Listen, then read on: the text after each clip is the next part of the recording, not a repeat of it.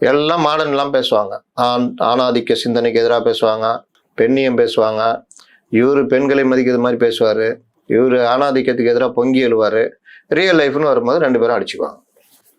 பாக்குறோம்ல, தன் மனைவியை விட்டுட்டு இன்னொரு பெண்ணோட உறவு வச்சுக்கிறதும், அந்த பெண்ணு இவனுக்கு கல்யாணம் ஆகிதுன்னு தெரிஞ்சே உறவு வச்சுக்கிறதும், அதுக்கப்புறம் இவங்க பிரச்சனை வெளியில வந்துக்கிட்டு கேஸ் போடுறதும், அதை மீடியாக்கள் எடுத்துக்கிட்டு இவர் போனாரா, அவர் போனாரா, இவர் குழந்தைக்கு அப்பா அவரா, டிஎன்ஏ டெஸ்டா, எவ்வளவு கேவலமா போய்கிட்டு இருக்கு சமுதாயம். இதை வெறுக்கணுமா வேணாவா? யார் வெறுக்கிறா? ஆனா இதை கொண்டாடுற மனநிலை தானே செய்திகள் வந்துகிட்டு இருக்குது. இவருக்கு குழந்தை தானா அது, டிஎன்ஏ டெஸ்ட் எடுத்தால் நான் ஒத்துக்கொள்வேன் அப்படின்னா அவர் அந்த அம்மாவை கேவலப்படுத்துறாருன்னு அர்த்தம். கரெக்டா?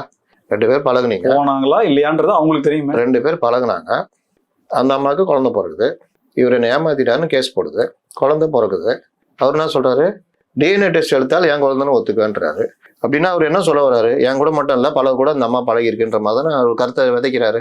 எவ்வளவு பெரிய கேவலம் அது. அவருக்கு இவ்வளவு பிரச்சனை வந்த பிறகு ஒரு பிரபல சேனல்ல அவர் நிகழ்ச்சி நடந்துட்டார். அதே உட்காந்து ஜனங்க பாக்குறாங்க, அவரை வெறுக்கல. இது வேற அது வேறு அப்படின்ற மாதிரி. அது எப்படி வேற ஆகும்? இந்த மாதிரி ஆளுங்களை நிகழ்ச்சியில இருந்து ரத்து பண்ணணும். இன்னும் பார்க்க போனா இதை ஒரு பிரபலத்துக்கான ஒரு காரணமா மாத்துறாங்க.